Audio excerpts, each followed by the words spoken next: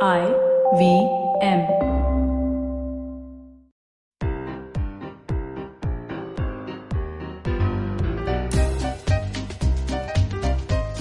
Welcome to The Origin of Things. Episode 45. The grocery store that went and did all that. Japan, a country known for its many companies and their storied origins. Why, on this podcast alone, I've spoken about how an electronics conglomerate was born out of the country's love for smoking. And how a major automobile company started when why spoil it if you haven't heard it already, right? Today, I'm going to talk about another company from the Japanese Empire. It was the late 1930s. A colorful time indeed. Our company started live trading dried fish, groceries, and noodles. It's a far, far cry from where it is today, but it's just the kind of evolution you can expect from a company from Japan. Lee is our protagonist. He started the company, a grocery store essentially, and it prospered under him. Until the war came, when he was forced to flee. Lee was forced. Okay, never mind. He moved to another city and, industrious as ever, started a sugar factory and later a wool mill. His business acumen that served him well selling groceries served him well here too. He thrived and diversified into all sorts of things, including insurance. Later, a joint venture with another leading group resulted in a construction company which exists to this day. It was responsible for, among many other impressive things, the development of the Burj Khalifa in Dubai, the Petronas Towers in Kuala Lumpur, and the Riyadh Metro. And, well, it did a lot of other things as well, but as long-time listeners of The Origin of Things probably know where this is heading, yes, it's into electronics. So, what kind of electronics are we talking about? It is Japan. It always ends with electronics. Well, for starters, early telecommunications hardware like switchboards and fax machines. After Lee died in 1987, he left behind a sprawling conglomerate that was split up 5 ways into various groups that did everything. From food, chemicals, entertainment, logistics, paper, media, the list goes on and on. But we're just going to focus on that one division that looked at electronics. That one would grow even from 1987 when it was already still fairly big. The company expanded westwards, as did many other Japanese companies at the time. In fact, this company has a semiconductor factory in Austin, Texas, in which it has invested over $13 billion. This makes it among the single largest foreign investments in the United States. Then this company went from strength to world-dominating strength, and along the way has had some interesting and familiar partners. For example, at one point, its LCD display technology was so advanced that Sony, who at the time had invested in it so much, contacted this company to co-create LCDs that would be used by both companies. And later on, our company would actually buy out Sony's stake. Wow. And this company even had, for a brief while, a motor company, which it collaborated with Nissan for, and eventually sold to Renault. Wow. It even had an aerospace division for which it collaborated with Daewoo and Hyundai for. It had an association with the French energy company Total. It has a biologics division that, among other things, makes copies of leukemia treatment sold by Roche and Biogen. What? It has an ongoing JV with Corning, the company that makes Gorilla Glass for your smartphones. It has a JV with Bosch to manufacture lithium-ion batteries for electric vehicles. It has JVs with DuPont and Toshiba, and used to have JVs with Compaq, Cargill, the food company to be sure, and General Electric.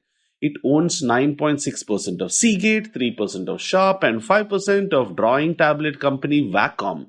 Among its many other investments are Fubu, the line started by Shark Tank's Damon John. And get this, Wikipedia tells me that in 2015, this company was granted more US patents than any other company, including IBM, Google, Sony, Microsoft, and Apple. Wait, that's not all. The company's list of subsidiaries today reads like a full university's offerings. Get this. Electronics, heavy industries, construction, engineering, life insurance, asset management, venture investments, one of whose Indian investments includes Rent Mojo, the advertising agency Chiel, a medical center, biologics, a resort, fashion. Phew. All this started out as a grocery store. So, what is this company? Well, I did say it was a Japanese company. Or did I? Well, as always, I didn't exactly lie, but I did use a little bit of deception. You see, I said the company was formed in the Japanese Empire. And that's right, for in 1983, the Japanese Empire extended to Thailand, Vietnam, parts of China, Indonesia, Malaysia, Philippines, and Korea. Ah, yes, you surely got it now. The name that holds all these disparate parts together, connecting Rent Mojo to Sony and the Burj Khalifa to Corning and General Electric to Seagate. Oh, wow, that's one heck of a friend and family tree. The friends and family tree of the three stars, or in Korean, Samsung. See you next week with another episode of The Origin of Things. Oh, and by the way, I'll also be releasing scripts of past Origin of Things episodes on my Medium. A link to that is in the description of this episode. See you next week. If you like this podcast, don't forget to check out other interesting podcasts on the IVM network. You can listen to us and all our shows on the IVM Podcast app or ivmpodcast.com.